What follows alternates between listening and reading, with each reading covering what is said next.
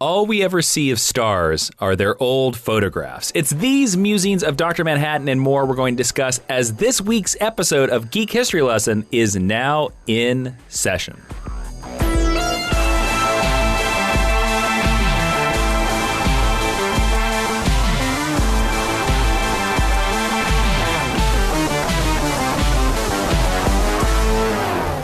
Hello and welcome to Geek History Lesson. I am Jason. Watch out for the eggs, Inman. I am Ashley Victoria Robinson. Welcome to your Mind University, because you have stumbled onto the podcast where we take one character, construct, or HBO miniseries from popular culture and teach you everything you need to know about them in about an hour. And because you are all evil, and we will never stop talking about Watchmen, we're doing another Watchmen episode. That's right. We talked about the Watchmen comic book. We talked about the Watchmen movie, the 2009 Watchmen movie. Maybe. I don't know. Years or it doesn't matter. And now, because it's the 1 year anniversary and enough of you listeners have requested it, we are going to do a retrospective on HBO's Watchmen miniseries. And because I felt we needed a true blue TV fan, TV viewer, expert on all things Watchmen, we're bringing into the podcast much mentioned, much talked about, Tulsa, Oklahoma's own, and my best friend, Mr. Jeremy Skinner, is joining us. Jeremy, hello, welcome. Hi, thanks for having me. That was quite an introduction. Well, I can make it longer. Would you like me to make it longer? No, that was Please, plenty. welcome I to the think you stage. cited me as a Watchmen expert in the middle of that, and I don't know if I'd go that far. Oh, I would, because I know that you have watched HBO's Watchmen and the Watchmen movie more than me and Ashley. That's probably true. So, at this point, how many times have you watched HBO's Watchmen? So I watched. I would say the answer is 3.5 times. Okay. I just watched it once before this, and then I watched each episode twice as it was airing, and then I would say about halfway through it, as it was airing, I went back and started it over, and my son started watching it with me. And I have watched it twice, and Ashley has seen it once. So we have a perfect melding. Hey. Yeah. Running the gamut. Now, Jeremy, we want the listeners to get a little bit of your bona fides here, because I know them, but they do not know them. And you've mentioned this podcast several times, but how long have you been reading and enjoying comic books? And do you remember, like, what was the first comic book that brought you in? The first comic that I remember, well, the first actual individual issue that I ever remember picking up was a issue of Spider-Man that had the Vulture kidnapping Aunt May on the cover. And I tried to track down which one that actually was and never could, because that happened too many times. But The Death of Superman was the first big graphic novel that got me into comics as a kid. And then I kind of drifted out of it and then got back more into it as an adult. Nice. All right. So I think, listeners, that means that Jeremy has more than enough bona fides to join the Minutemen of this podcast, because we're going to talk about the Emmy-winning series, HBO's Watchmen. Yeah, that's correct. At the time of this recording, Watchmen HBO is an Emmy winner for Outstanding Cinematography in a Limited Series, Outstanding Fantasy/Sci-Fi Costumes. I don't know why that's a category. Outstanding Single Camera Picture Editing for a Limited Series, and Outstanding Sound Mixing for a Limited Series, because we are recording this before the other Emmy categories like Best Actor, Best Series, and so on. But I'm going to go ahead and say it will be an even more Emmy-winning series. I hope so. Agreed. I hope so. But it is now, just like the Oscar-winning Suicide Squad, it is now an Emmy winner. So there will be spoilers for this show that is a year old. So if you have not seen HBO's Watchmen, we are going to completely ruin the ending for you. And I would highly suggest that you see the show before you listen to this episode. Really quickly, we're going to jump into a real quick 10-cent origin for Watchmen, HBO's Watchmen. Ashley, what's the 10-cent origin? The 10-cent origin is the first part of the podcast where we took you through all the creators and the who's it's and what's it's galore in case you ever go to an HBO-themed cocktail party and someone's like, what's up with that Watchmen thing? Watchmen is an American superhero drama limited television series based on the 1986 DC Comics limited series, Watchmen, created by Alan Moore and Dave Gibbons. It was created and executive produced by Damon Lindelof. It starred Regina King, Don Johnson, Tim Blake Nelson, Yahya Abdul-Mateen II, Andrew Howard, Jacob Ming Trent, Tom Meissen, Sarah Vickers, Dylan Schlombing, Louis Gossett Jr., Jeremy Irons, Gene Smart, and Hong Chow, among many other actors. Wow, you left the Evil White's editor off this cast list. That would be James Wolk. Yes. You know, the 10-cent origin of my hatred for both of you could not be longer. No, it's fine. He liked a tweet of mine, so he's now one of my favorites. Oh, okay, I get it. I just went off what the standard list. The standard list was. Yeah, I apologize. I get it. Music by Trent Reznor, Atticus Ross, and probably 17 other musicians, Jeremy and Ashley. Original network, of course, is HBO and HBO Max, Jeremy and Ashley. I think you mean home box office, which I only recently learned is what HBO stands for. I won't run that joke anymore. The original release actually was on October 20th to December 15th, 2019. Now let's briefly move into the Meet Cute section. Ashley, what's the Meet Cute? The Meet Cute is where we tell you the first time we meeted Watchmen HBO and how cute it was. Now, there's not much to this because obviously I just said when it premiered October 20th, but I'm going to very briefly just ask this question. Jeremy, did you watch Watchmen HBO every week live when it originally premiered? Yes. Like I said, I watched it twice every week that it aired. I did as well. I watched it every Sunday. Ashley, and you saw it just a couple months ago.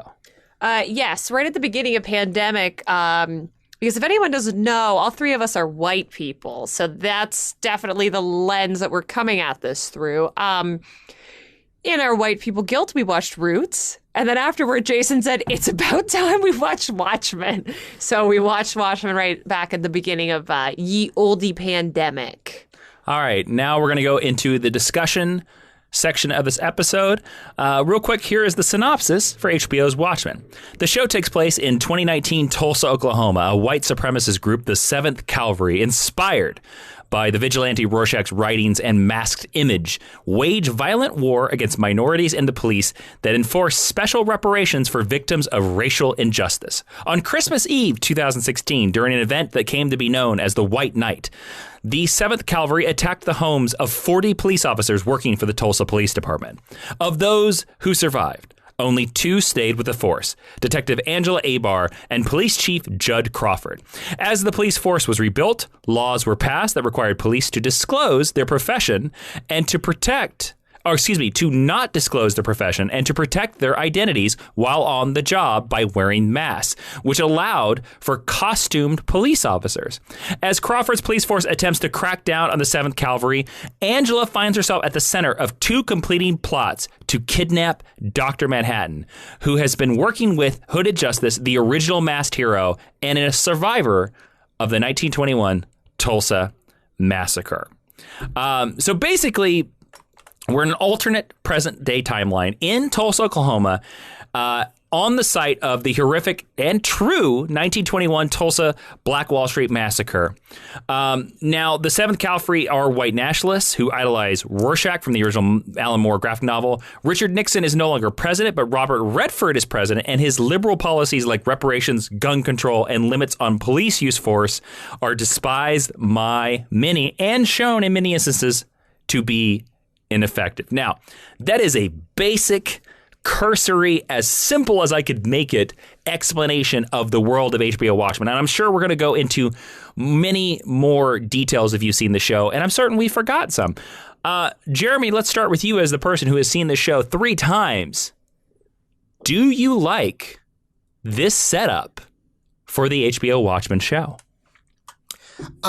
I really do like it a lot. I think that they've done an incredible job of filling in this 34-year gap with a history that is believable and makes sense and feels fleshed out and feels lived in. I give a lot of credit to Damon Lindelof in that writer's room for making that feel very real, even from the first episode. I feel like I'm into it. There are a lot of interesting details, and you can hear a lot of this stuff on the HBO official Watchmen podcast, where Damon Lindelof talks about that they basically made a history from 1985 in the Watchmen world to 2019 in the Watchmen world.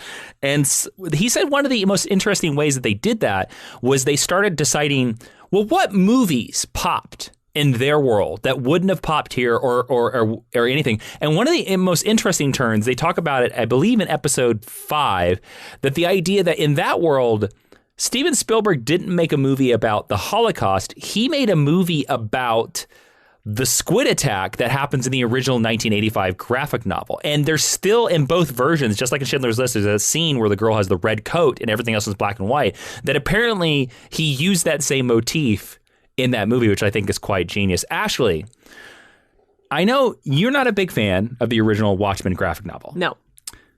And we talked about this on the book club. Mm-hmm.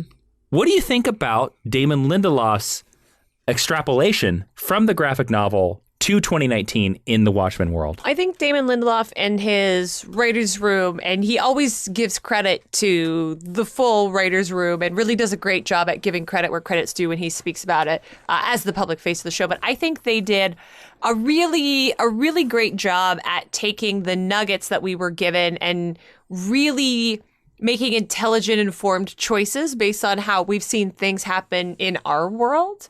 And, you know, based on how things are going now, it's interesting that this show was created and aired last year because it all feels very prescient in some ways that are good and bad. Yeah. I agree. I actually think a lot of the choices in this world are genius. And I think some of the ideas of downplaying the connection to technology and downplaying the connection to online stuff in the Watchmen TV show is genius, because especially when you think about that in their viewpoint, all the technologies in the original graphic novel that were developed by Dr. Manhattan and Ozymandias would be feared. And so I think that would set technology back. So they would not have the internet like the way we'd have internet, or they would fear it. They would fear it more than we do. Which you see a lot of in the Looking Glass episode. That's correct. So I want to talk about this before we move any further. The opening episode of HBO's Watchmen starts with, I think it's like a 10-minute scene about the 1921 Tulsa massacre, which apparently it trended so high on Twitter because most of America did not know about this tragic event. I mean, I have a vivid memory of you being like, I knew about this. Why didn't everyone else know about this? I want to talk about this because I lived in Tulsa for about 5 years, and I grew up in Southeast Kansas. I knew about this event. Jeremy, you live in Tulsa, Oklahoma. You've lived in Tulsa, Oklahoma for how long now? The majority of my life, off and on. The majority of your life. Did you know about this event as a born and raised Oklahoman? I did. I did not learn about it in schools at all. I learned about it as an adult. I learned about it as a cocktail party, ironically enough. Not a fun one like the ones you guys describe all the time. Yeah, that would be kind of a bummer of a cocktail party. Yeah, it was. It's not. It was very disappointing the day I learned about that. But yeah, I did know about it. But they don't teach it in schools here. It actually didn't get added officially to Oklahoma history curriculums until this year, until 2020. Yeah, that is true. I learned about it in high school, and I can't remember. I was reading a book that mentioned it. And that led me down a road to be like, what is this? Like, what is this thing? Okay, so when it was originally announced that there was going to be a sequel show to Watchmen, the most obvious and I think laziest choice to create this show would be to just have it star a character from the 1985 graphic novel or one of their offspring. But this show doesn't do this. This show creates a brand new character, Angela Abar / Sister Night, with a badass cool costume, played by the amazing Regina King. And Ashley, as our only woman on the show, what do you think of Angela Abar? Was it a smart choice that they based this entire show around an original character? I think so. I think if the move had been like, we're going to show you what Lori and Dan have been doing. Or one of their children. For 40 years. None of these people have children. I think that's incredibly evident from the OGN. I don't think you could have told this kind of story. I don't think you could have had this kind of impact. I think it was begging for an outsider perspective because the original Watchmen turns on the idea of an outsider. And by short of making Angela Abar under the queer umbrella, and she could be bi or pansexual, I certainly don't know. She's basically pretty much as othered as you can be. She's a woman, she's black, she's an immigrant. Even though she is American, she comes from a colony. She doesn't live in America, but she immigrates to the continent a little bit later on. Like, she is very much outside of the tradition of her city, the tradition of her job, the tradition of what we're used to seeing as superheroes. And so I think from that perspective of fulfilling the idea of what Watchmen is, it's incredibly intelligent. I think Regina King should just lead everything. Regina King is amazing. And Damon Lindelof obviously recognized that when he worked with her on The Leftovers, which is a fabulous show. We've talked about it here before. And I do think that by making the decision to have Angela lead this, I definitely think that influenced how they shaped the rest of the show. And I was shocked to hear that Watchmen, which is pretty much a male power fantasy with a couple female characters who get assaulted and don't have a real personality. I was surprised to learn that that was the case. Jeremy, Are you sister yes or sister no on Sister Night? Sister yes, all the way. I mean, it's such a great costume design. It's really cool look for her. If I saw that character on the cover of a comic book, I would pick it up, you know? But Regina King is an amazing actress. She really breathes life into that role, and she just kicks a large amount of ass the entire time. So yeah, I'm very much sister yes. I agree with both of you. Can we return to this theme when we get to the end, and can we ask Sister Manhattan yes or no at the end? I'll have to make a note on that. Spoilers coming out hot and heavy. This show's a year old. We already did the spoiler warning. I'm glad, though, that nobody came onto this and was like, I don't really like Angela. Look, I love Angela. I think she is a fantastic character.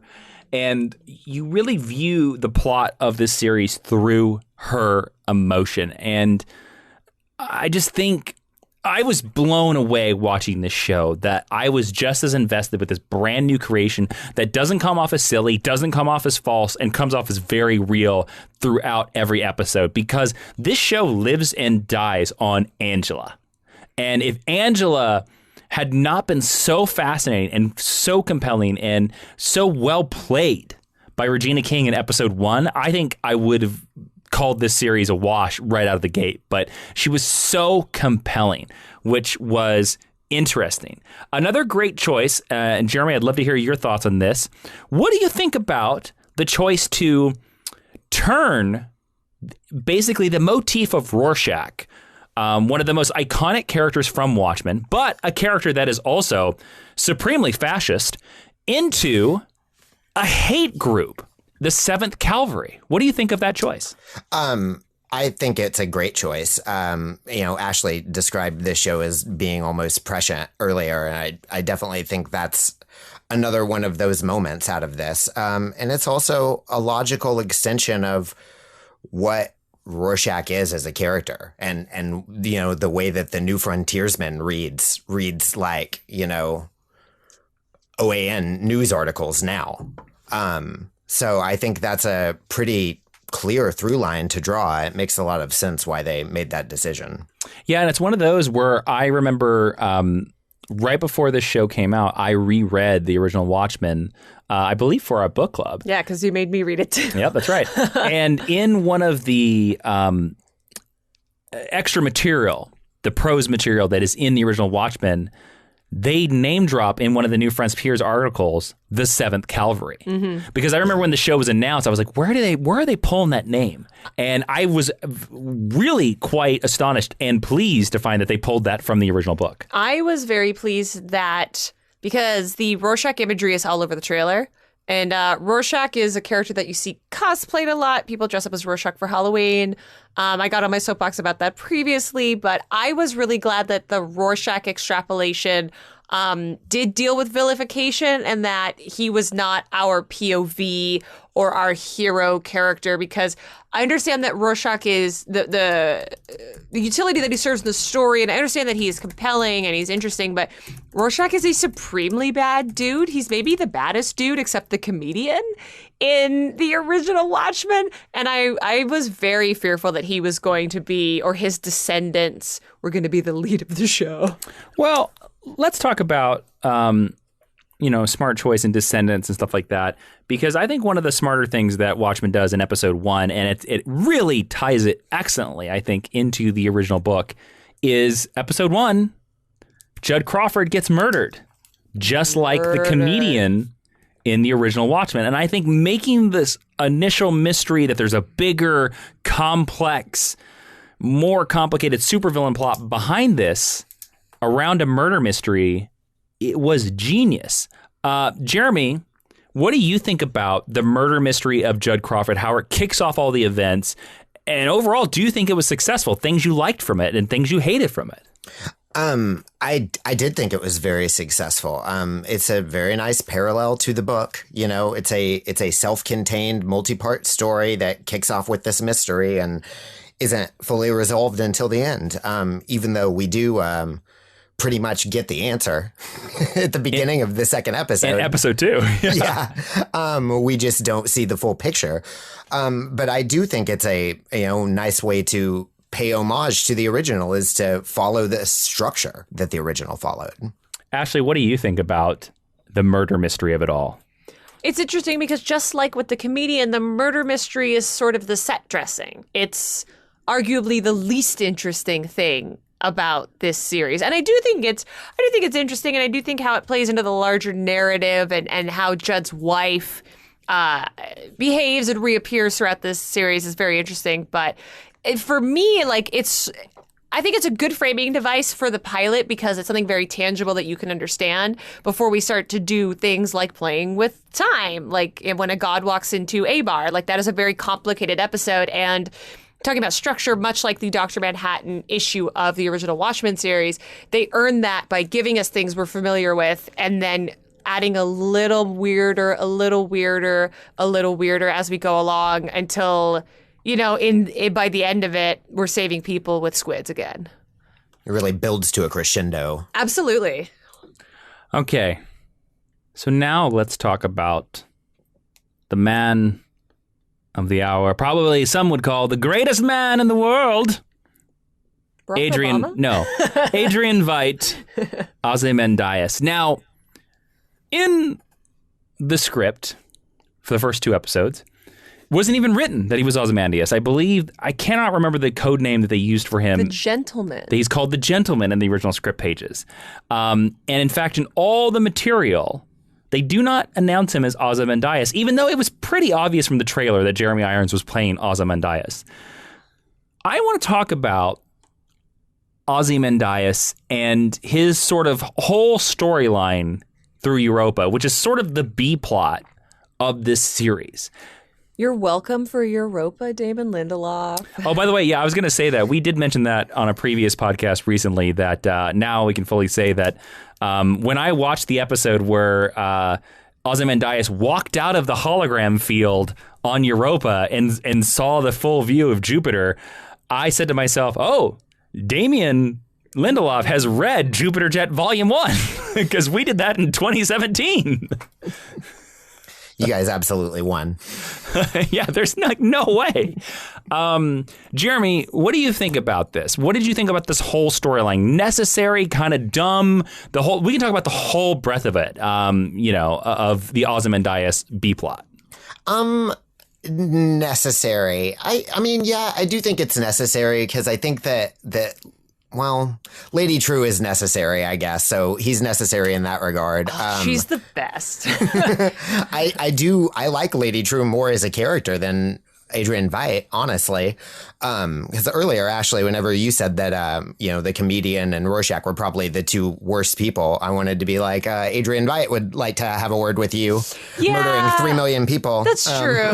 That's true. I mean, look, it's a race to the bottom with the ethics and morals of the original Watchmen cast. Absolutely. I mean, they're all garbage people, really, at the end of the day. Maybe that's part of why it's compelling. But I do think that the Adrian Veidt storyline works just because I personally enjoy seeing the you get what you want story. And it's not exactly everything that you thought it was going to be. You actually get what you deserve. He wanted people to worship and adore him. And it did not even take a year, it seemed like, before he was bored with it and writing plays and full on slaughtering these clones. That was the most genius thing about the Ozymandias storyline. And it's even more impressive when they say on the official podcast that they filmed everything with Jeremy Irons in Wales around that castle before. Let's talk about block shooting.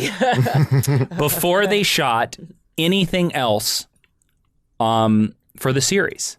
Yeah. So everything of Ozymandias in that castle with Phillips and Crookshanks, the battle, all the way to where he walks to the spaceship was all filmed 6 months before they shot one single frame with Regina King. Because they only had a certain window because that castle was in Wales and they had to film before the snow came because they wanted it to look like peaceful and perfect temperature and idyllic. I think it also just speaks to one of the best things about the show is the cast. And Jeremy Irons is, of course, a lauded actor for his abilities, but Sarah Vickers and Tom Meissen play Phillips and Crookshanks respectively. And they do a ton of heavy lifting in these sequences because they're not just playing one version of them. They're playing 185 different versions from different points in their development. The Game Warden is a huge part of it. They are obviously featured in the flashback episode. And it also speaks to the strength of the material because if the material were not there and if it were not at such a level across the board, you couldn't block shoot like that. It wouldn't make any sense. It wouldn't scan with the rest of the episodes. And you should probably explain. You've said block shooting 3 times now. You should explain to the anybody that doesn't know what block shooting is. So block shooting is where, usually for location reasons, like because winter is coming and we can only shoot in this one location, or we only have rental on this location, you will shoot material from across either the length of a movie or an entire series of television as quickly as possible because you only have that location. It is very common in location-heavy shoots and period pieces, also because the amount of work that has to go in it. And I know tonally, the Ozymandias stuff scans very differently from in terms of the way time works, but also in terms of tone than Angela's story does.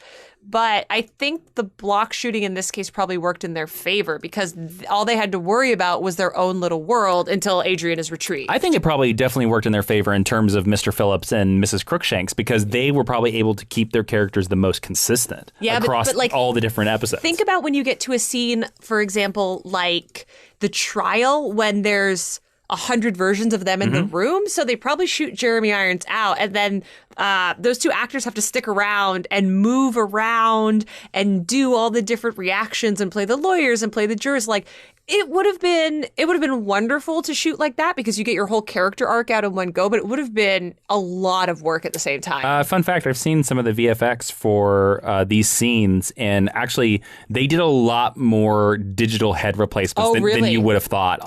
Good. Yeah, so they were actually, they did... If they could move them around for key characters, they probably did. They usually did it in the foreground, but otherwise, the 3 or 4 people behind them, they were just like they would later have the actor Mr. Phillips and Mrs. Crookshanks in front of a green screen, and they would just cut their head out and put it over the shot. Still a lot of work. Yeah. Oh yes, they had to just like video game actors, where you have to say like every different version of open the door, run into the door, close the door. They had to do basically 500 different versions of Mr. Phillips and Mrs. Crookshanks. Well, and you see a lot of the actors are being very celebrated, and I don't see Tom Mison and Sarah Vickers being mentioned nearly enough for the amount of work they would have put into their storylines. That's very true. Yeah. Ashley. Yeah. What do you think about this storyline? Ozymandias in HBO's Watchmen. Necessary? What do you think it contributes to the overall plot? I think, here's a hot take. I enjoyed it, right? It's very well executed. It's very interesting. I think you could have done the show without it. I think Interesting.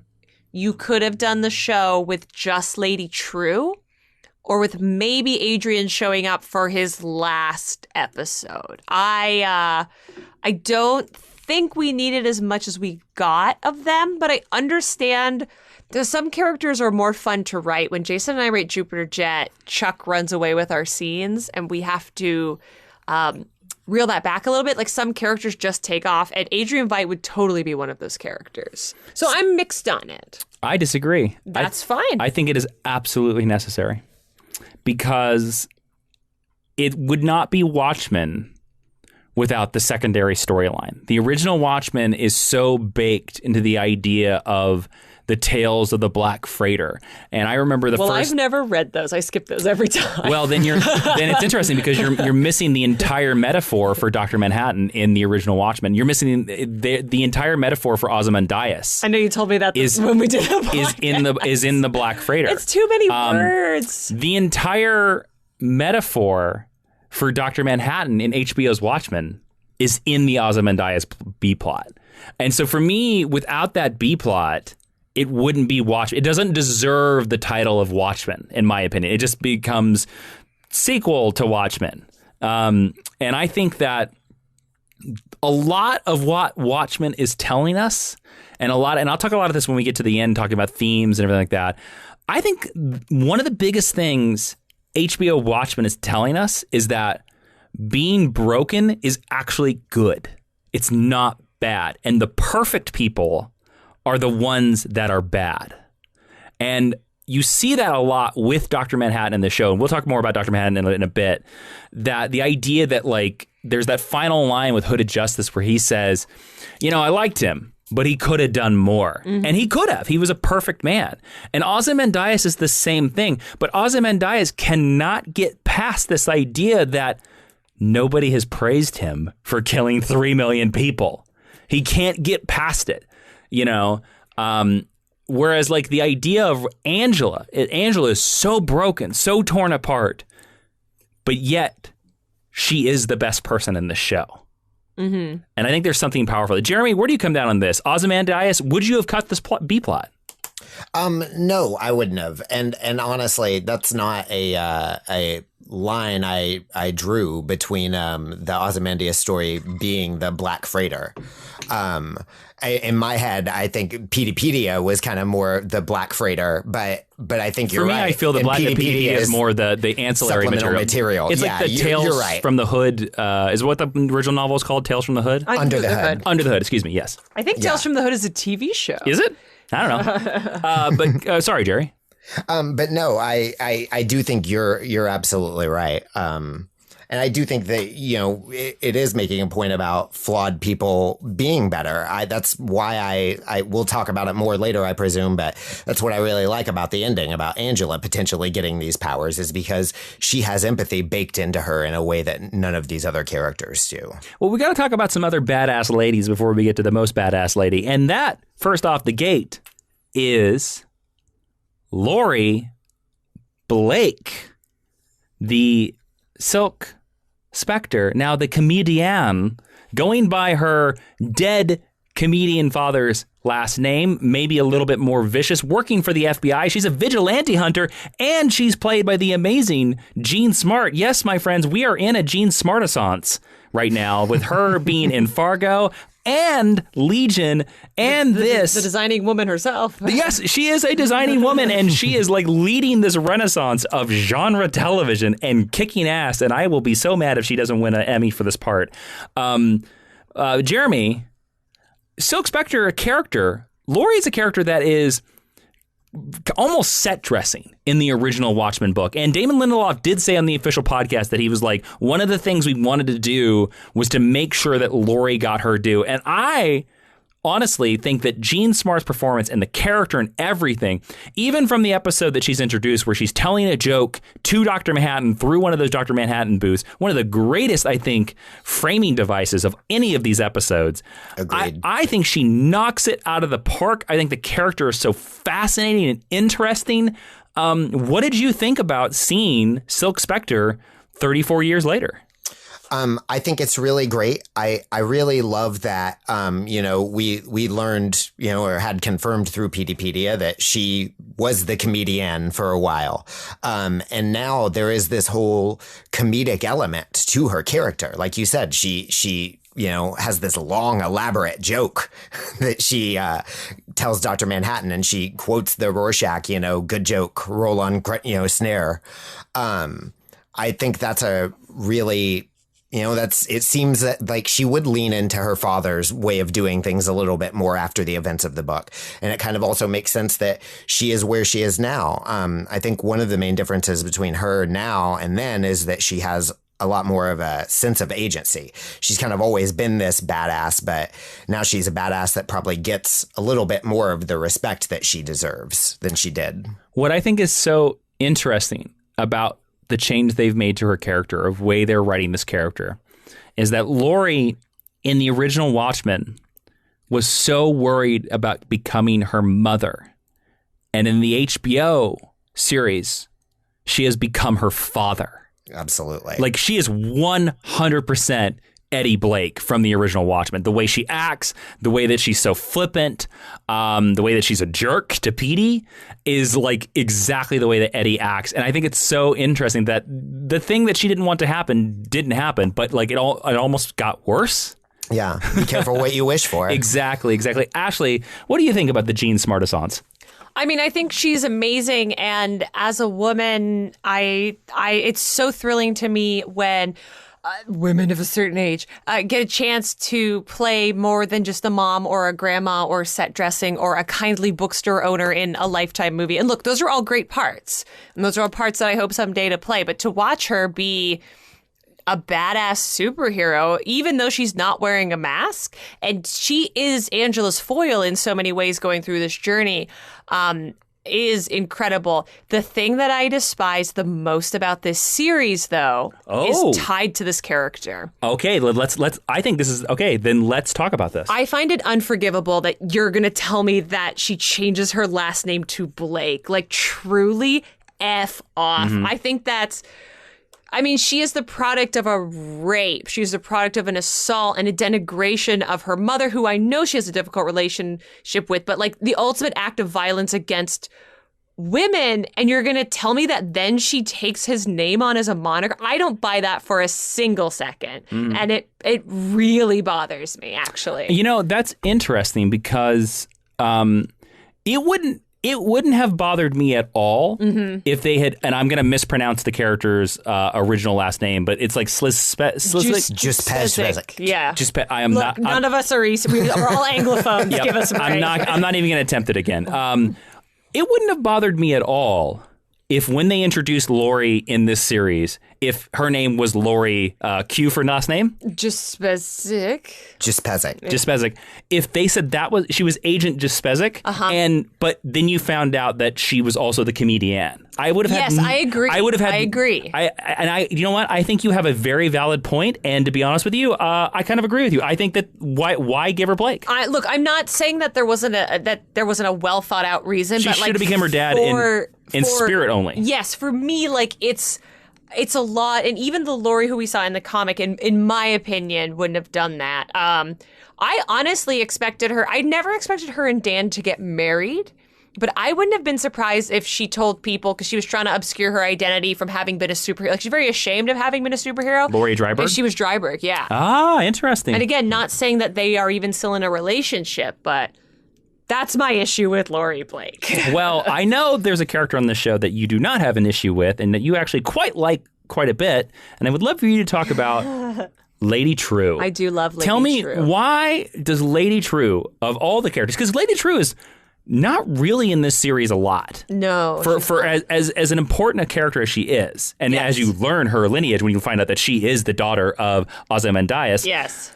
What about Lady True really speaks to you? Like, why do you like this character? What do you think makes her interesting? Well, first of all, Hong Chow is exceptional. She's so good in this part. She should lead more things. She's amazing. Amen.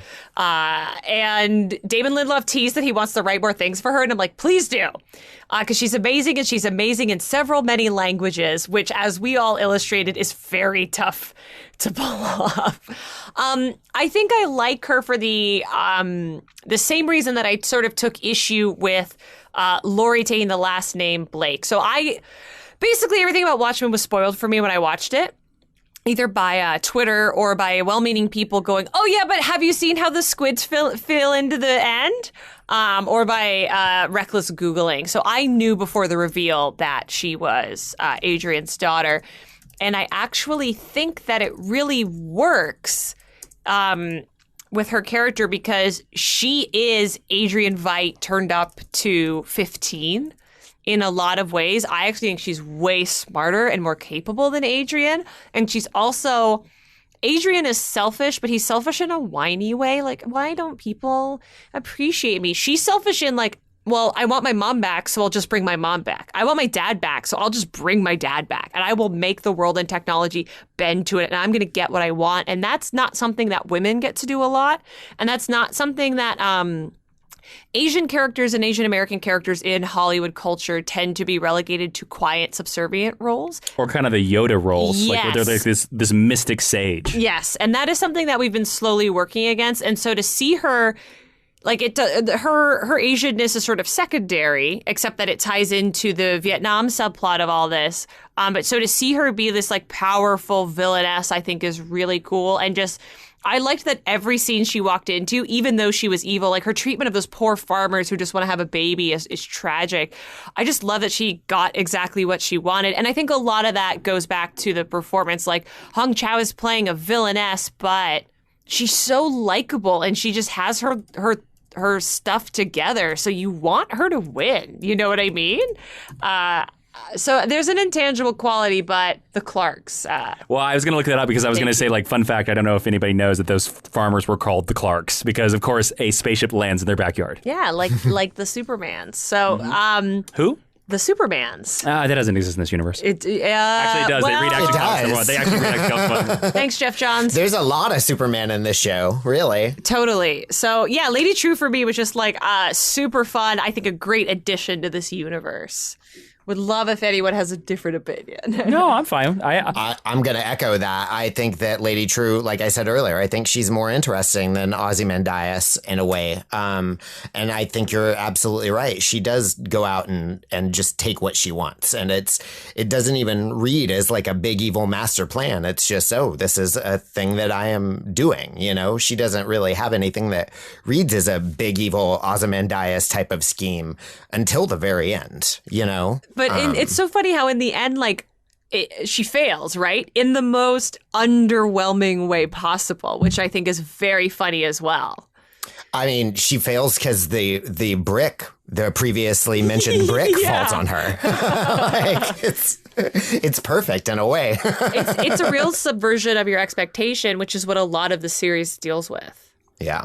And speaking of subversions of our expectations, you know, when I was watching the show and Jeremy was watching the show and I would call Jeremy up and we would discuss the show in the weeks after, Jeremy and I had thoughts about, at least for the first couple episodes, we were like, will Dr. Manhattan even show up? Because Did either of you ascribe to the idea that he was the son? I had a theory that he might have been their son. Because I remember the internet freaking out about it, but something about it read off to me. Although, and on my most recent rewatch, I was still like, something's up with that kid. Even though I know there's not. Yeah, but something's up with Topher. I have a feeling with Topher that Topher had a C plot that was cut from the final edits of these episodes, is what I think it was. Sense. Also, big shout out to Dylan Shambing, who plays Topher, because kid actors are difficult, and he does a really amazing job for a kid dealing with a lot of stuff. Well, I was going to say that, in fact, when they announced this show, I originally had the thought where I thought to myself, they can't do this show without Dr. Manhattan showing up. Like, Dr. Manhattan has to be a part of this, or even if he doesn't show up to the last episode, he has to. He's like the one Watchman character. You could ignore everybody else, but he's the one Watchman character that has to be in it because he's such the lightning rod of change in this universe.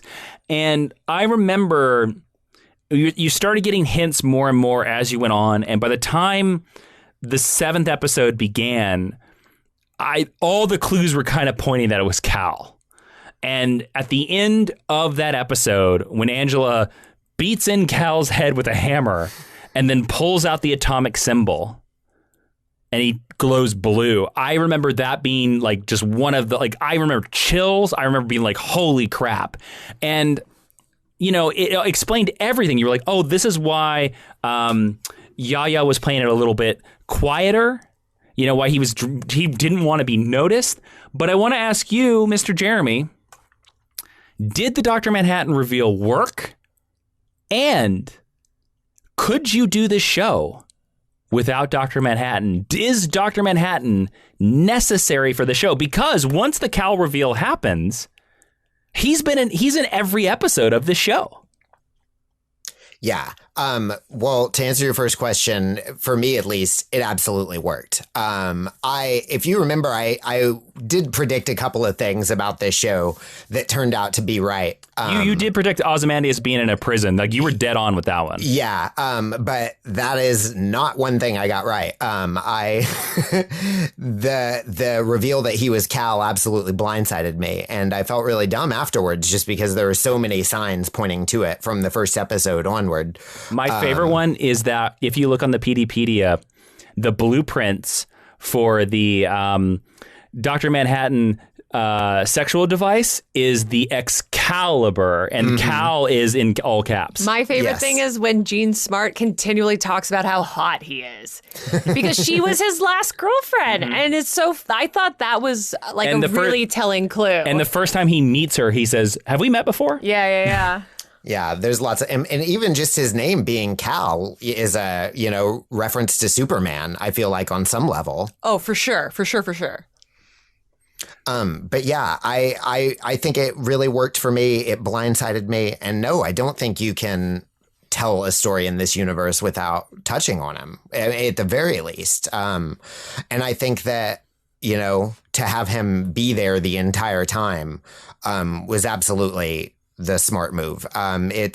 This show has done what I would have told you is probably impossible. It actually humanized Dr. Manhattan in my eyes. I agree. And I wouldn't have thought that, this show was gonna even try to pull that off. But it did. So yeah, I've got to say it really works for me. I'm very satisfied by it still. Ashley, as the biggest fan of Watchmen in the room,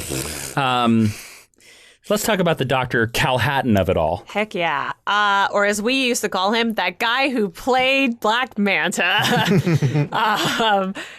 So I really liked Dr. Manhattan when I first saw the Watchmen movie. And then I read the book and was like, Laurie's 16 and he's a grown up. That sucks. I guess there's fully nobody likable in this franchise. And like Jeremy said, and I think it's because Yahya Abdul-Mateen II is, look, he's very handsome, and that's great, but he is such a good actor, and he is... I'm just going to fully on board this right now. I'd marry that guy. If he proposes, you could marry him. Hey, look. Hundo P. If I'm sitting in a bar in Vietnam, and Yahya Abdul-Mateen II walks up to me and says, yo, we're going to get married... Would you drink a raw egg for him? It'll be 10 years of bliss... followed by tragedy, I'd be like, sign me up, sir. You don't have to give me the whole speech. I'm in. But I think the greatest success with that character, like the writing on it's clever, right? The way they, you pointed this out to me when we were watching the pilot episode, the way they seat him at the table, and the table is a clock. It's like, oh my God. And like everything with the clock to deal with Dr. Manhattan, with all the Cal in it, like it's so good. It's all so good. But again, he plays it so well. Somebody who I will not name described his performance as boring, which I thought was the craziest thing I've ever heard because it is so layered. It is so subtle. That poor actor is playing about 4 things at the same time, plus the knowledge that he doesn't experience time the way everyone else does. And the way it culminates is so genius. And to play it quiet and reserved, and then to add the layer on top of it of having the most powerful person in this universe be a black man is so great. Like I am 100% like I'm not willing to get back on Dr. Manhattan fandom because he still kissed a 16-year-old when he was fully like 45 years old. I don't care what time means to him.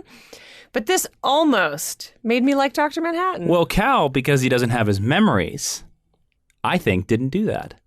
He's a loving husband. I know, but when he becomes... But to me, it's weird because I almost feel Cal is a completely different character from Dr. Manhattan. But I understand. I understand your idea. That's a whole other debate. I also think they very intentionally made Cal is, for so many women, an ideal man. Because Cal is hot. Cal is kind. Cal is a good dad. Cal supports Angela in her career. Like, he never makes her feel bad for what she wants to do. Cal obviously is very passionate in his attraction to Angela. Like he loves closets. He loves closets. He loves her in the closets. Like everything about him and his portrayal is so intentional. I think, look, Angela is the greatest achievement of this show. Will is probably the second greatest achievement of the show, but what they did for this character, like Jeremy said, daring to humanize the Uberbench is quite something. Well, it's funny you bring up that Cal is the second greatest achievement, and I agree, because I think together Angela and Cal create this amazing, astounding thing, and they create this thing that even in 2020 is something that we don't get to see on television that often, a stable, adult, very mature black couple that are loving, that have no problems. They both have jobs. They live in a great house. They have kids. They have great kids. They have kids, and they're smart. And I think that my favorite scene in the entirety of this series, and I forget which episode it's in, but it's the episode where Cal has, I think it's episode 3 or 4. And Cal reveals that Gene Smart, Lori, had stopped by the house and talked to him.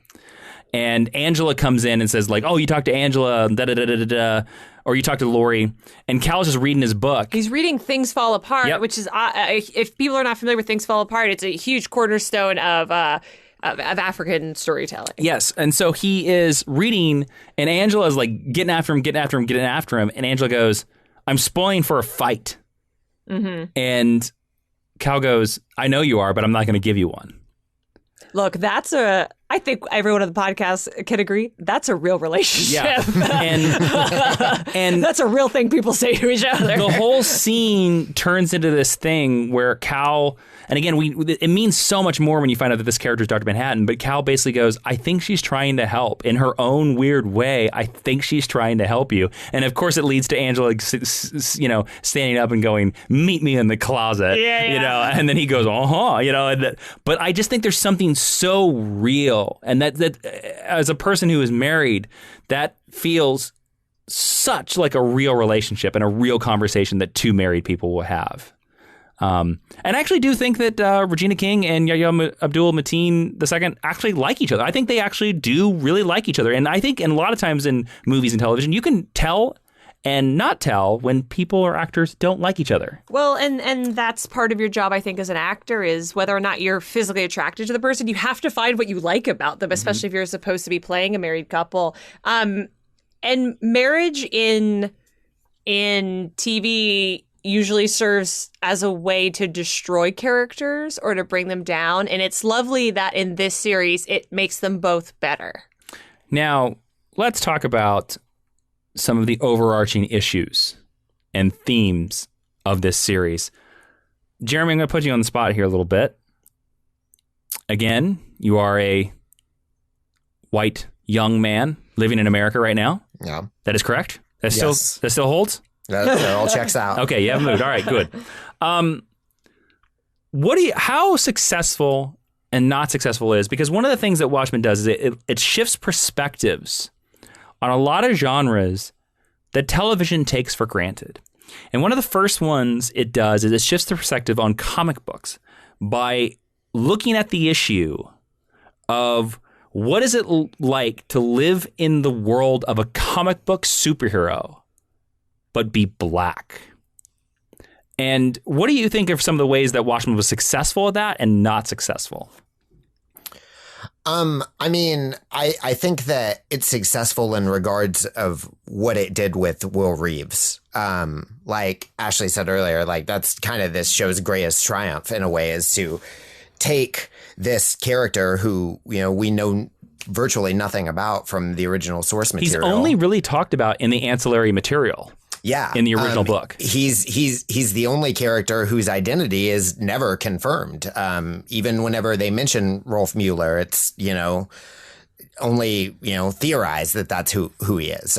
So I think the fact that this show carved out space in the pre-existing material to place a person of color, in addition to, you know, the ones they've created for this show, I think that's, you know, one of the best things I could have hoped for out of it, in a sense. You know, I feel slightly unqualified to talk about that, but it is something I appreciate about it. We're all very unqualified to talk about this, but it is one of the most important issues that I think the show brings up.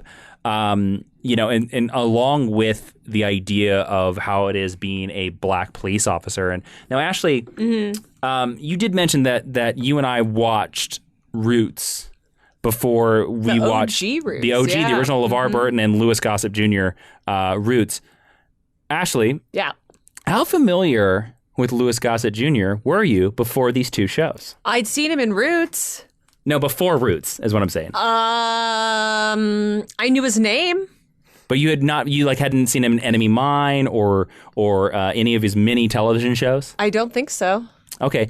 Now, what is your appreciation for him post Watchmen HBO? Well, it's very interesting because Roots is obviously much earlier in his career. He's a much younger man in that. And kind of like in Watchmen, he plays Fiddler's a very complicated character, and Fiddler's really cruel in the beginning, and Will is very cruel to Angela in the beginning as well, and then you soften to the character and you understand a little more of their perspective as you go along. I mean, obviously, Lou Gossett Jr. is one of the greatest actors we have right now. Any race, any creed, anything. I mean, he's amazing. I know he's up for an Emmy against two other people from the show. I believe he's against Jeremy Irons and Yahya Abdul-Mateen. The second. I think he's also against the gentleman who plays young Will as well. Giovanna Depo. I think you're right. Yes. Yes. And honestly, I think they'll probably, this is going to date the podcast, sorry, because you'll know. I think he'll probably win, and also on the back of the power of his career. They could not have I don't know if they could have cast a better person for this part. Like, who else do you get for this part?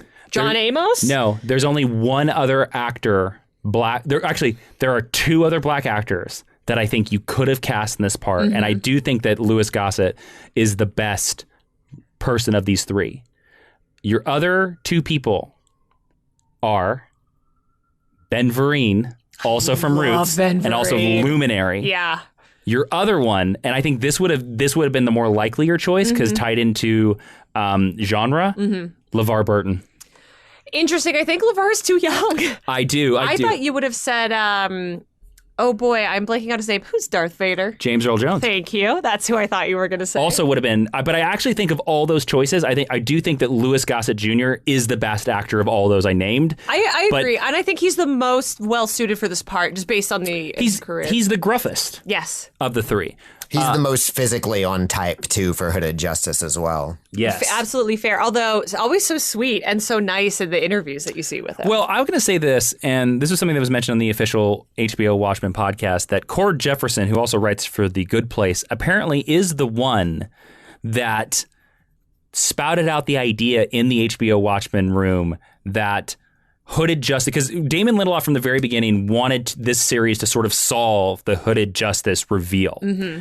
And apparently it was an idea floated by Cord Jefferson where he was like, only a black man would wear a noose around his neck as a superhero outfit. And once you hear that, you're like, oh, that's correct. Oh, damn. That makes is perfect sense. That is absolutely correct. And I actually think This Extraordinary Being, the episode where we go through Will Reeves' entire life, is fantastic, and I almost think is mandatory watching for any American in 2020. I mean, I think it's also, if you are a creator, I think it is mandatory watching. I think that episode is, objectively speaking, the best episode of this series. I think we all might have different opinions on what our favorites are, but I just think in terms of like craft, it's the best. It is such an achievement, that episode. Agreed. I disqualified it from my best episode because it's obviously the best episode. But I did too. Yeah, we will all name our favorite episode, but I agree. I think you are correct. Objectively, that is the best episode of this entire season. Yeah, like we should all be so lucky to work on that someday.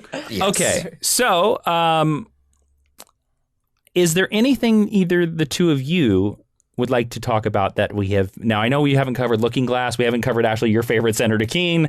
I just think he's hot. I mean, you love him in those Dr. Manhattan panties. I do. Look, my best tweet of the year is that those should have been a Comic-Con exclusive, and James Wolk liked my tweet. So, Jeremy, is there anything we're going to mention? Sister Manhattan, as has been previously mentioned. We're going to talk about that next. But is there anything you want to talk about, Jeremy, about this show before we wrap up? Well, you mentioned Looking Glass, and we can save that because he's probably going to show up on my list at the end of this. I mean, Looking Glass, Tim Blake Nelson is, I know he's a native of your area, but he is like also an all-time great actor. Jeremy, he really is. This is something I want to ask you, and I talked to you about a couple of times. They did not film this show in Tulsa, Oklahoma. They filmed this show in Atlanta, Georgia. And as a person that currently lives in Tulsa, Oklahoma, and was living in Tulsa, Oklahoma when they could have filmed it there, I only live in Tulsa, Oklahoma for like 4 years. But to be honest with you, that kind of bothered me that they didn't actually film in Tulsa, because I think they could have easily filmed in Tulsa.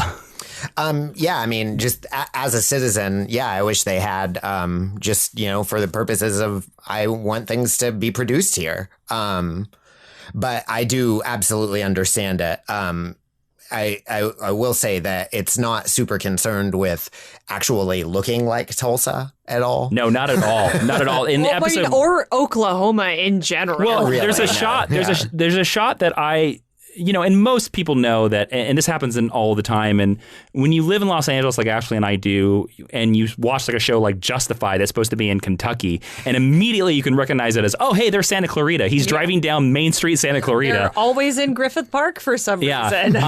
You realize very quickly that 80% of the watching audience is never going to put together that is not Tulsa.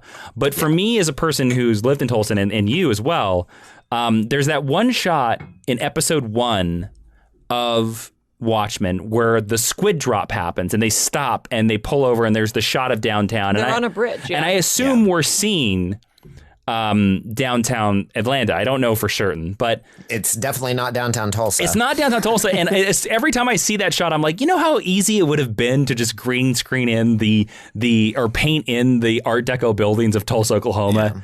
Well, everything else I'll forgive it's an you. alternate universe, so who knows what differences there are? Man, many of those buildings were built in the 1950s. Good answer, Jeremy. What a good answer. Well, I'm not giving them that pass. Well, my biggest issue, with that's why I have that answer ready, is because Greenwood is nothing like it's presented in the show. In real life, the Greenwood area now is basically a couple of square blocks. It's not as active and vibrant as it is presented in this show. And, in the alternate, universe of the show, it's had a lot more money funneled into that area. And that is very sadly not the case in our present reality. So that's something I've kind of already had to justify to myself. Like, it's an alternate universe. That's why it's different. Ashley, is there anything you would like to talk about before we move on to Sister Manhattan? Yeah. I just want to say that even though I have that huge issue with Laurie Blake that I talked about, I so appreciate the way that this show addresses women, because it's pretty much my cardinal sin and my biggest issues with the original Watchmen book is the treatment of women. And what I love the most about this show, because I do still push against the Watchmen of it all. I'm never going to love anything called Watchmen. That's just my biases. That's just where I come down. But I appreciate all the things that this show dared to tackle, because it would have been so easy to give us a lazy show, and we didn't get that. And we got complicated things that we can barely cover, and we've been talking for over an hour. Also, I can't believe that nobody told me about Lube Man. Friends of the podcast, it is your job to tell me about cool things, and I had no idea that he existed, and he is so funny. That's Petey. Yeah, I love him. He's the one, if they're gonna... We'll talk about this on the extra, but he's the one who deserves the spin-off. Okay. Oh, man, you stole mine from me. That's what I was going to bring up during that, too. You both are high. You both people are high. All right. Now we're going to talk about the end of the show. Of course, it's all based around eggs. And Angela Abar downs an egg that was floated in front of her, that was set up in the first time she ever met Dr. Manhattan, that his powers could be transferred into an egg. She takes the egg. She walks out to the pool, the very same moment, this place where Dr. Manhattan said, "This is important. You need to see this. Mm-hmm. You'll understand later." Mm-hmm. And she eats the egg. And gets salmonella. Trains like Rocky, and beats Clubber Lang. And then at the very end, as the credits roll, Michael she goes... B. Jordan comes and punches her out. She goes, "Adrian!" I don't know why I sound like Schwarzenegger. "Adrian, I love you! I love you, Adrian!" And as the credits roll, we realize that we're all got a little bit of Rocky inside us. No! Can I tell you a Rocky sidebar really quick? Oh, boy. Is this going to have anything to do with the main lesson? No, absolutely okay. not. When I was a kid and I was played on a hockey team, we had someone named Adrian on our team, and we all used to yell, "Adrian!" at her, and I never understood why until I was a grown-up person. Second best Sylvester Stallone quote is, "I am the law." That sounds like Arnold. It's Judge Dredd. Dredd. Yeah, Judge Dredd. He goes, "I am the law." I never saw that one. Oh, go on. Saw the Carl Urban one. Oh, okay. All right. We're going to talk about Sister Manhattan. Angela eats that damn egg. It has nothing to do with Rocky. We expect the Rocky theme. It never happens. But she puts a foot out to walk onto the water. And as the cover of John Lennon's The Beatles, Eggman, I Am the Walrus, plays, we cut before we see if she floats on the water. I personally love the idea that Angela becomes the new Dr. Manhattan. I think that is where they are going. Because I said earlier that I think the whole theme of this series is that you cannot be a god unless you are broken. And I think that's the reason why the egg motif always appears around Angela. You need to be broken like an egg to become transformed into something better. In fact, the very first scene, we meet Angela, she's cracking an egg. So for me, as much as I am against seeing any kind of a second season of this show, she does become Sister Manhattan. And she changes the world in ways that Dr. Manhattan didn't. Ashley, let's go to you. Do you like this idea that she could possibly become Dr. Manhattan? And let me ask you this. Does she become Dr. Manhattan? Yes or no? It's interesting because I am a Damon Lindelof fan, and this move of everything is the most Lostian. Is the most, Yeah. well, I was going to say, because I'm not as familiar with Lost, but it is the most Lindelof. It's the most leftovers of everything that he's done to be It's like. also the most Prometheus, one of your favorites. I've seen it. It's not my favorite. We were talking about Prometheus yesterday quite a bit. Oh my God, we talked about it for like 5 whole seconds. I like when David shoots the basketball on the bike. Michael Fassbender's everything. So this feels absolutely correct for the ending of a Damon Lindelof helmed show. Like, what else are you going to do but give us a non-answer? But do you think do you like that though? Yes, I love it. I am definitely as an adult person coming around to like, I don't need an answer, or I can make peace with creating my own answer. I definitely think she is Sister Manhattan. I absolutely do not need to see it.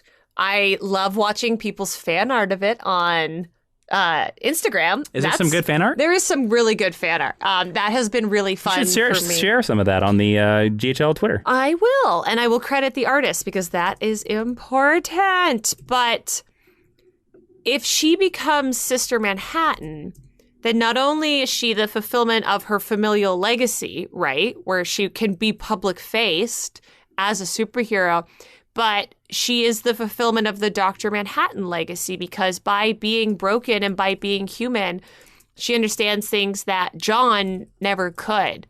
So she will do what her grandfather rather, accused Cal of not doing. She will do more. And that's really powerful. And then even more powerful than the idea that a black man is the most powerful person in the world, the idea that a black woman is the most powerful person in the world. A mother is so cool and so beautiful. And I don't know how you could read it any other way, to be quite honest. I actually think the idea that a black mother saves the world is so powerful in 2020. Black mothers started the world. That's true. That's true. Jeremy, where do you fall down on this? Is giving Dr. Manhattan's powers to Angela the best ending of HBO's Watchmen? And then I want you to answer, does she become Dr. Manhattan, yes or no? Yeah, it is the best ending only because I know in my heart that she becomes Dr. Manhattan. I don't normally mind ambiguous endings. But this one I really would have, just because, like you said, the egg motif has been there with her from the beginning. If the evidence wasn't so conclusive, I think I would have a hard time with it. Because I very much want her to have those powers. I don't want to see what happens after that. Like we said, I really don't want a second season of this, at least not one that's focused on her, because I think at a certain point, whenever you get somebody with empathy having these powers, then it just becomes wish fulfillment, and that can become kind of boring. But I do think this is absolutely the right place to end it, especially if you're not going to continue in this iteration of it.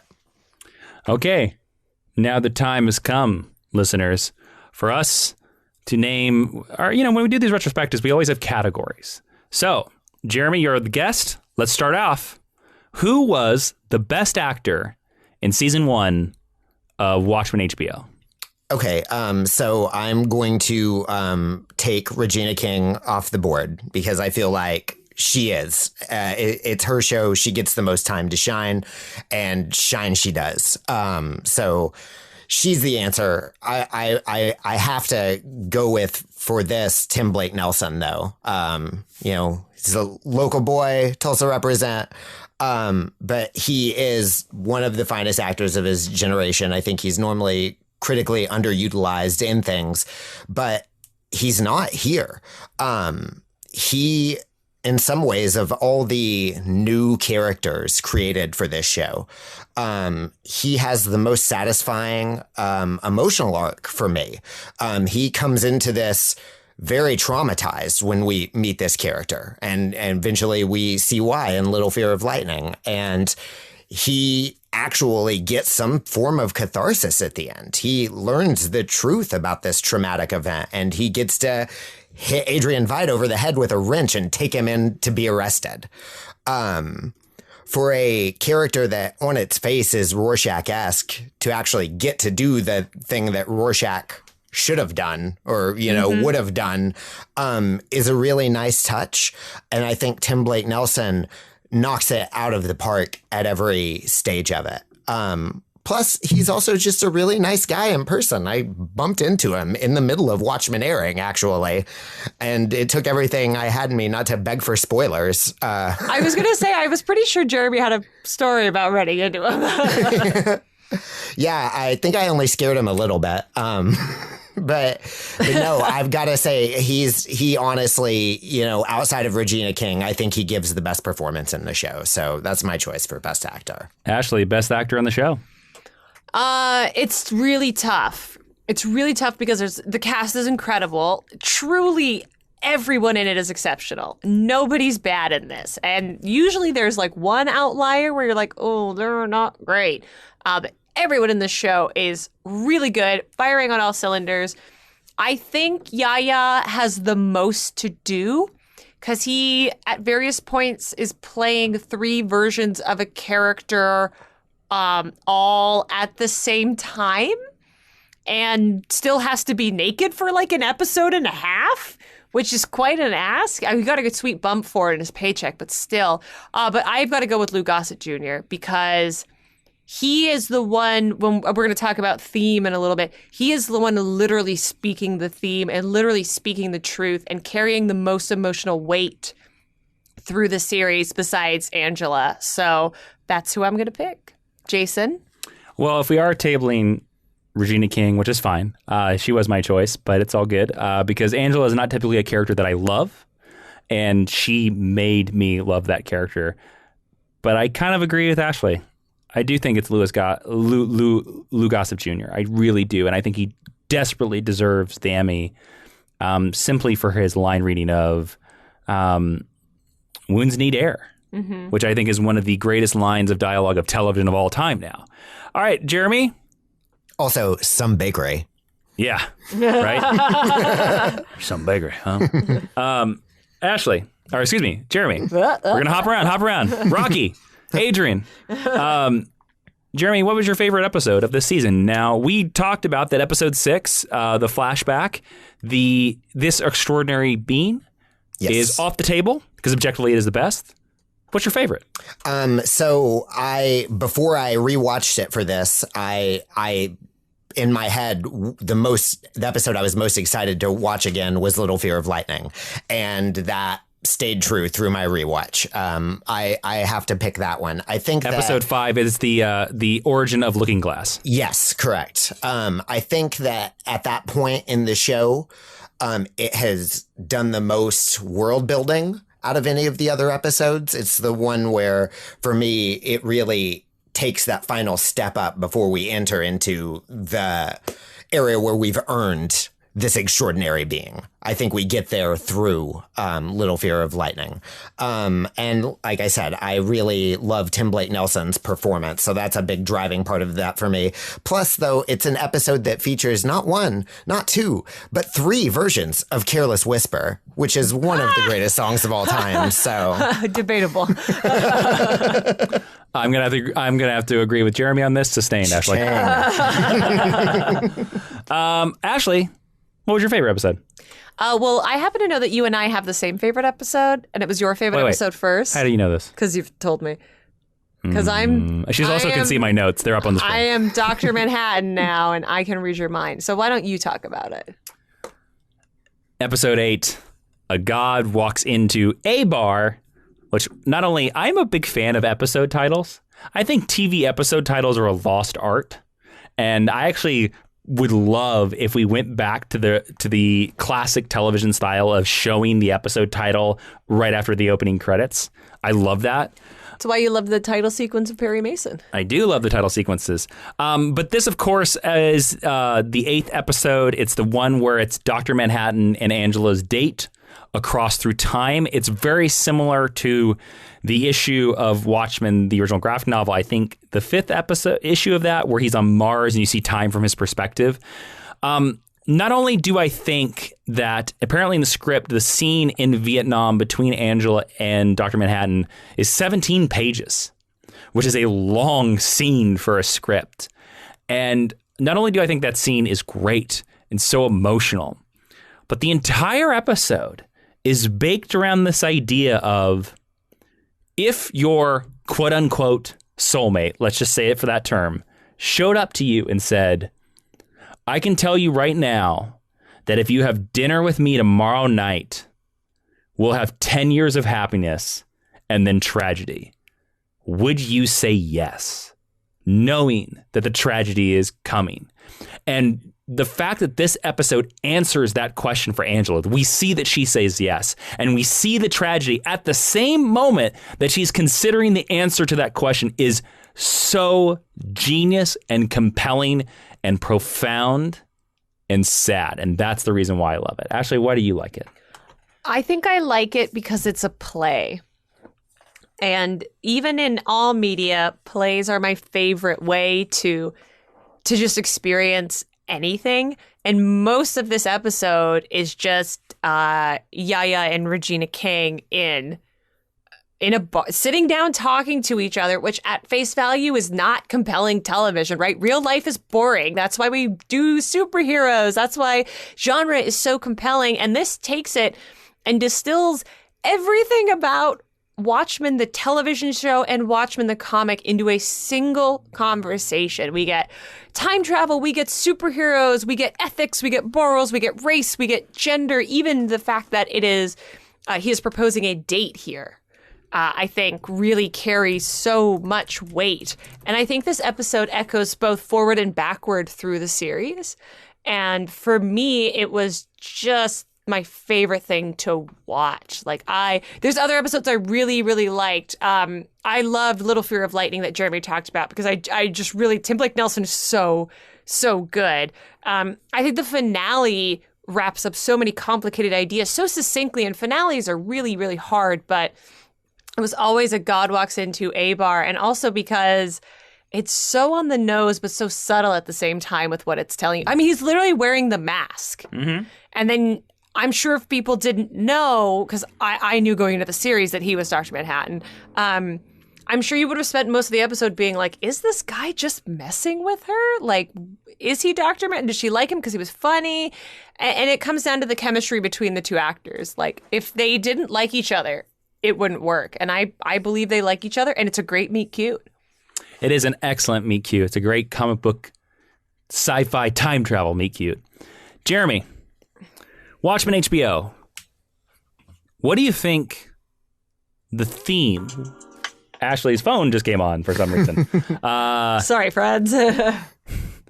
What do you think the theme of this show is? What do you think the theme the show is telling us? And then what do you think the legacy of this show going forward is going to be?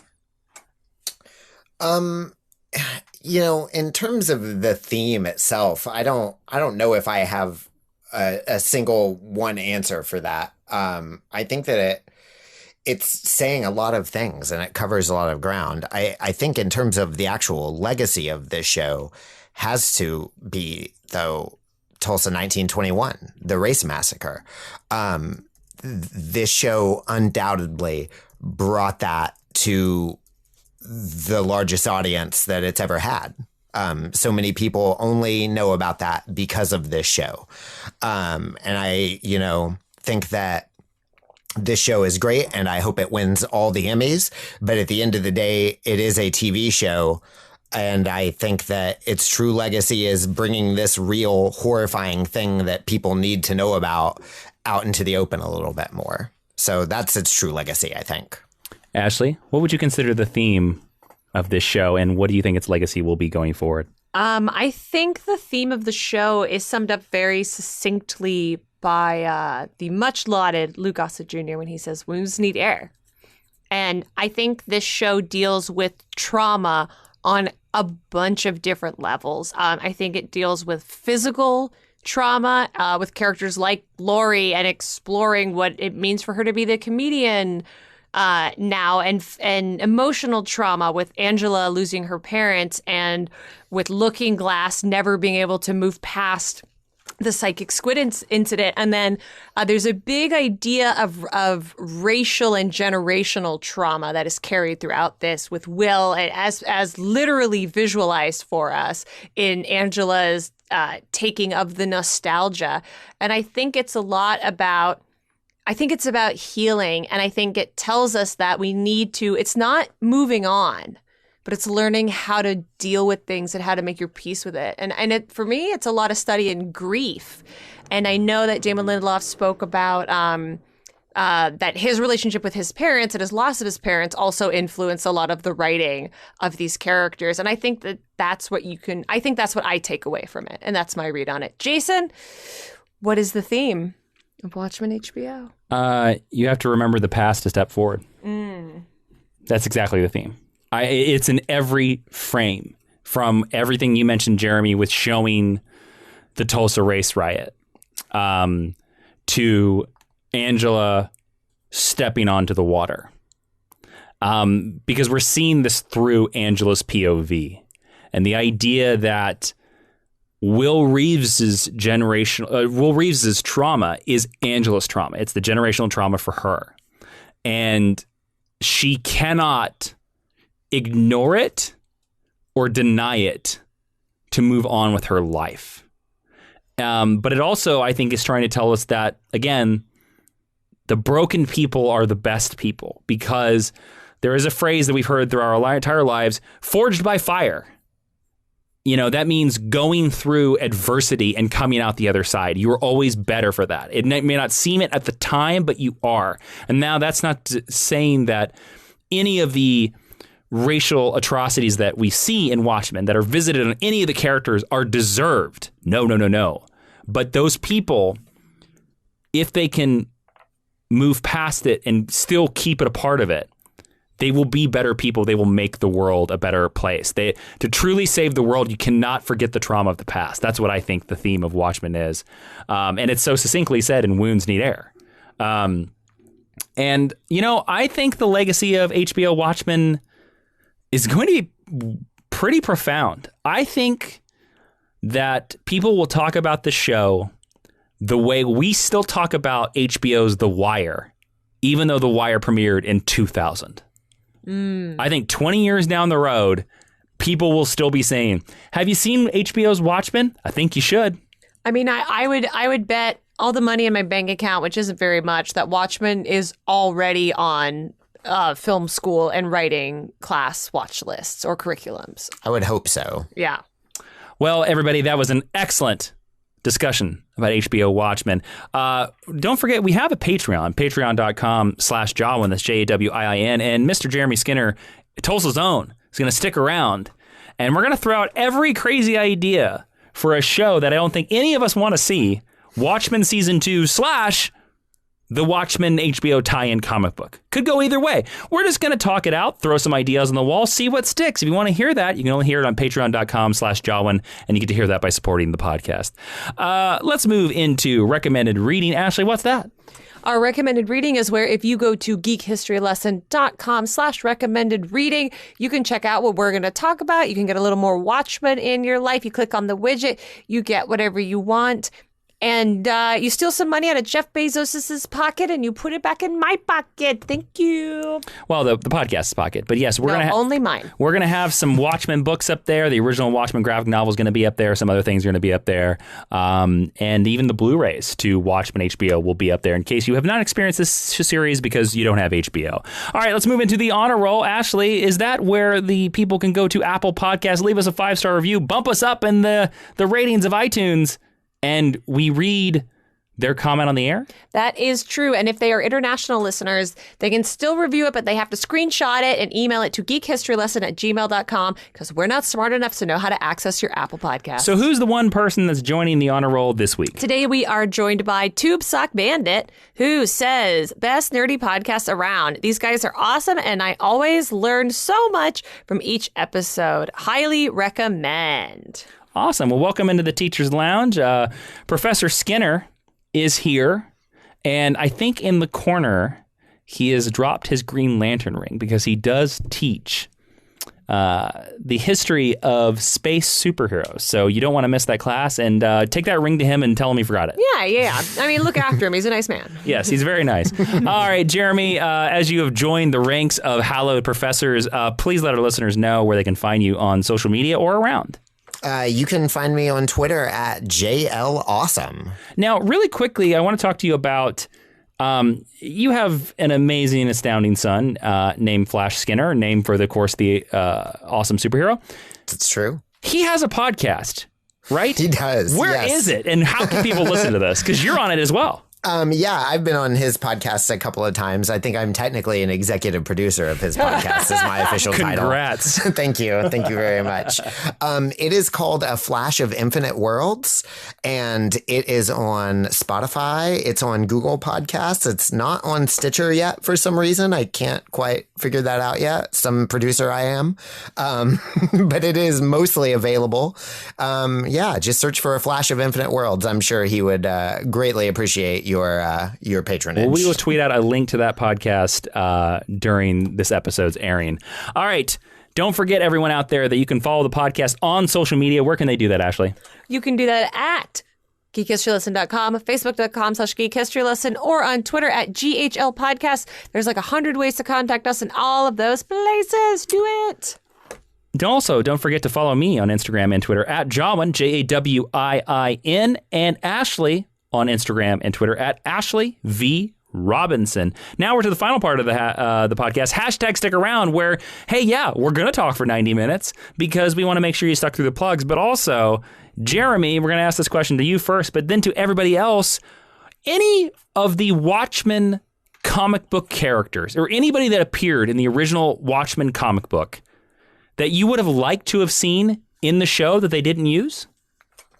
I mean, I feel like my answer would be Night Owl, but I'm satisfied with, him being in jail as per Peteypedia. There's not too many characters in that book that I'm incredibly fond of. I really want to spend more time with. I tend to prefer the newer characters I got in this show. There's nobody I was really missing that much, I would say. Ashley, is there anybody you would have liked to have seen, or anybody that you think they could have utilized better? I mean, do they have like some pets? Is there a cat that I could say? Boobastis! Oh, yeah! Boobastis does appear in this show. He's a stuffed Boobastis. Yes, he does. Oh, that's right. One of the kids has him, right? Mm-hmm. Yeah. Yes. A real tragedy, though, that we didn't get Boobastis. It's like the only thing that I know about Doomsday Clock is Boobastis 2 exists, and he sneezes and teleports. Yeah, he sneezes and teleports. Yeah, that's right. Which I think is adorable. And every once in a while, I've tweeted this like twice, where I'll say Boobastis is the only good thing about Watchmen, and oh boy, does comics Twitter come at for me when I say and that. They're gonna come again. I think we should have seen Dan. I do. I think we should have seen Dan, even for one scene. Yeah, but I'm sure glad we didn't see Rorschach, so I'll take it. Yeah, Rorschach is dead. Let's be honest. He got murdered in an alley somewhere. No, he got exploded by Dr. Manhattan. No, he did. Well, sometimes. In some continuities. I really love that in the third episode, whenever they mention Rorschach at the FBI briefing, they hang such a lampshade on it. Like, is it the 80s? No? Well, then who gives a crap about Rorschach? Exactly. We're just moving on past it. For me, there's one character I wish we could have seen a reference to that I don't think we really got a true strong reference to. And I only say this because we spend so much time in Vietnam in this series. Mm-hmm. Ashley, lean forward. Like, I would have to talk into the microphone. Oh, okay. For me, I think because he was such a inciting incident for the original one, I think I would have liked to have seen some bigger reference to the comedian. I think you could have done something very interesting where... Look, Jeffrey Dean Morgan was probably shooting something else. That's probably true. 100 shows. And for me, he is the comedian. He is he's so good in that original movie that to me, I'd be like, he's the comedian in this too. I think I would have loved to have seen even like a propaganda poster or something like that, where they were like, don't be this guy in Vietnam or something like that. I just would have liked to have seen a little bit more of a connection. Even in the case of like, maybe there are still Watchmen action figures and Laurie Blake picks up the comedian action figure and throws it away. Oh, I would have loved to see that. The comedian action figure and throws it away. Because we did see the DC Direct Ozymandias action figure on Ozymandias' desk. Yes. It's true. So, all right, there you go, everybody. That has been this Watchtastic episode of Geek History Lesson. Jeremy, thank you so much for joining us. Oh, thank you for having me. It was a blast. And thank you all for listening. I am Jason Bubastis Inman. I am Ashley Victoria Robinson, and Professor Jason, would you please dismiss the class? Yo, Adrian, class is dismissed.